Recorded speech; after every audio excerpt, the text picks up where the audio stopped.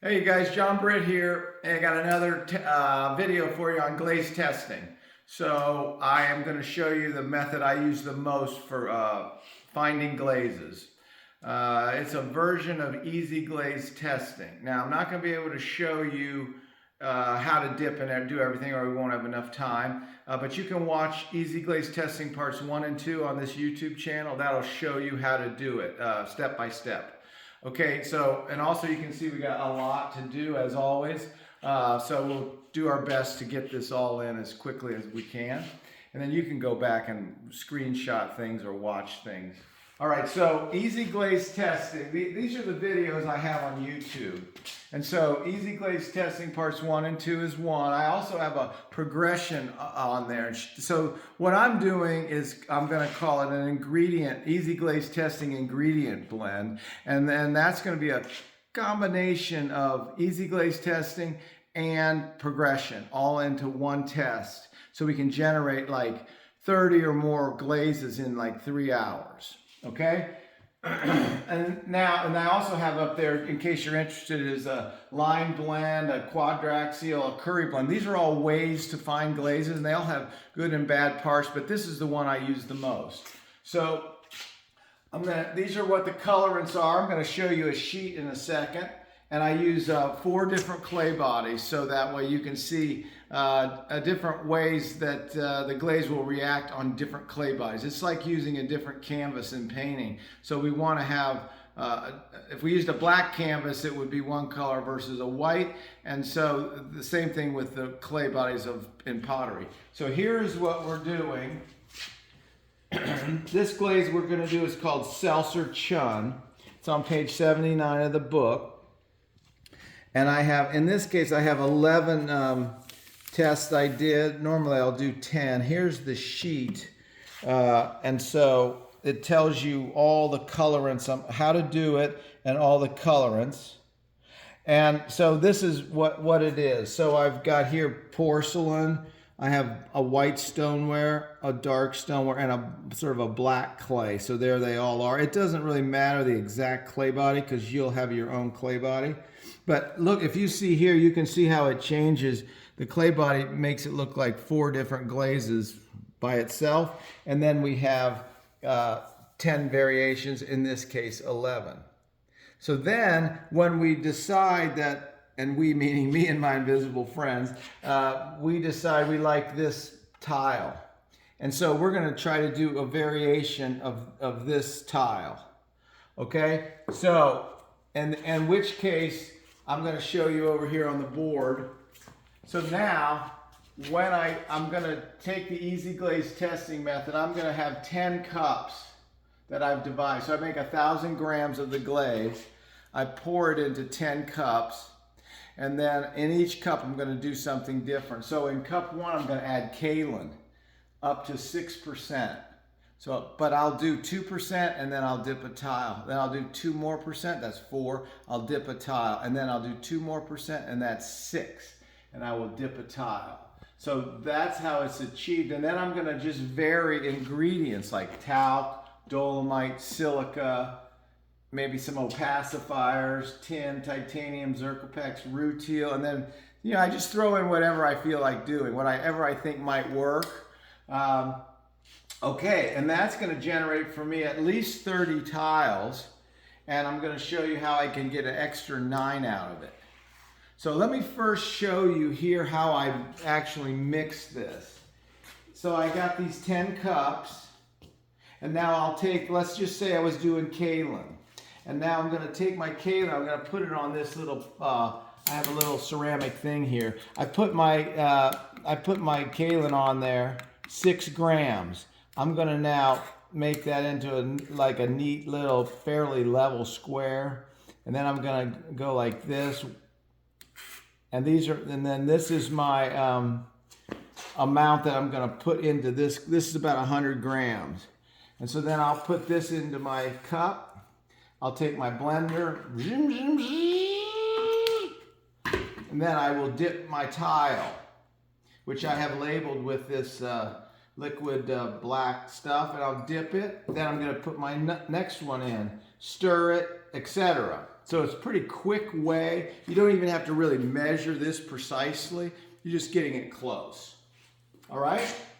Okay, so here's an example then of what that would look like.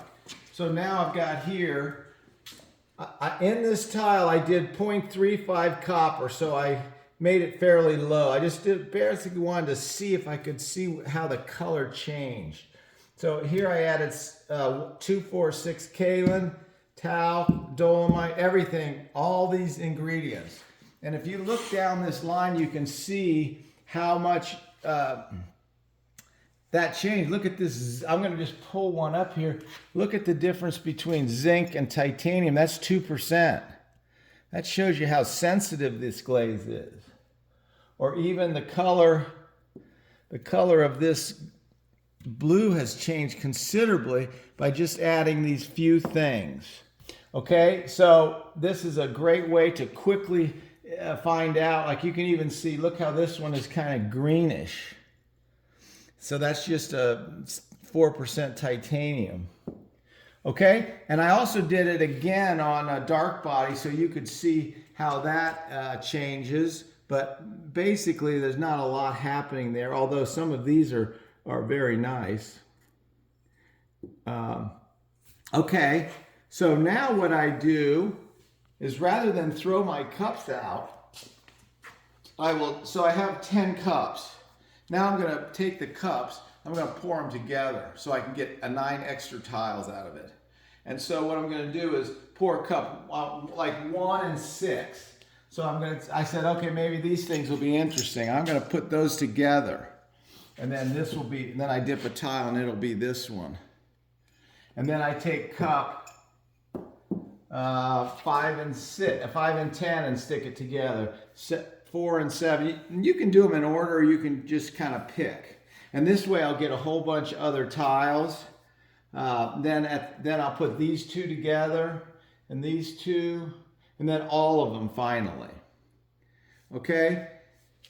The only thing you have to remember is that when I pour, say I have 2 cups and I pour them together, and I had 6% of each, say I had 6% of kaolin and 6% of talc. When I pour those 2 cups together, I'm going to have half the amount of those ingredients because I started with 100-gram cups with 6%, and then I put 2 together. Now I have 200 grams with 6% kaolin and 200 grams with 6% talc. So it's really, if I reduced it to 100, it would be 3 kaolin and 3 talc. Okay, you just have to remember when you're doing this kind of combining, you have to do a little bit of math. All right? And so let me show you another one since we're on it. Now, I decided, hey, I like this. Let me do it with a little more copper. So I mixed it up, and what I'm telling you here is I did not sieve this glaze. I made 1,000 grams. I poured it into 10 cups. I added 1,000 grams of water. So that may help you. Not all glazes will be different, but somewhere between 750 to 1,000 in 1,000 grams of glaze. And I added some Epsom salts. Okay, in this one, rather than, I used different ingredients. In this one I did lithium, and then I added a little more of all these feldspar, spodumene, custard, minspar. Then I added a little more whiting, it's all 6%, 2, 4, and 6%. And then I did bone ash. And then I thought, well, I'm going to try neodymium and erbium here, see if I could get something. Bismuth, tungsten. And on this one I did an extra. At the end I added some manganese, but it didn't turn out that great. But that's a way you can do things. And so these are also fantastic. You can see lots of great variations in color and opacity. This bone ash actually got changed a lot. So this would be the closest to what it would look like. And then this bone ash opacifies it, makes it really nice color. All right. So, but then, okay, but you also see with this, see if I just had tested 6 is here. It's too much. It's opaque and not that great, but somewhere in here might be fine. So that's kind of why I do this like do this like spread instead of just dumping it in there. And then, like I said, I'll combine these cups, and then it's like, that was a nice one. That was neodymium and erbium, although they're very expensive. But it's a different color. See, it's a different color blue. See how much different it is. All right, so you got that idea. I think I did everything. Okay, you can let me show you this. This is I punched this into Glazy, and it'll give me the unity molecular here. And now I'm going to show you what this testing method does on the Stull chart here. But before I do, I want to show you this nice glaze. This is a very nice, I put in manganese 80-20 mesh, and it gave a really nice speckly thing. And then as I combined it with other glazes, it'll give this kind of specking. So very interesting. All right, let's look here a minute. Now I'm going to tell you the flaw of this system. So normally when you do a progression, you'll do like 300 grams of glaze. Okay, let me just start with you. So say you make a glaze test. You do 100 grams, you test it, fine. Now, if you want to do a progression, every time you dip your tile in, you're pulling out material. So you want to use a larger batch. So normally I would do 300.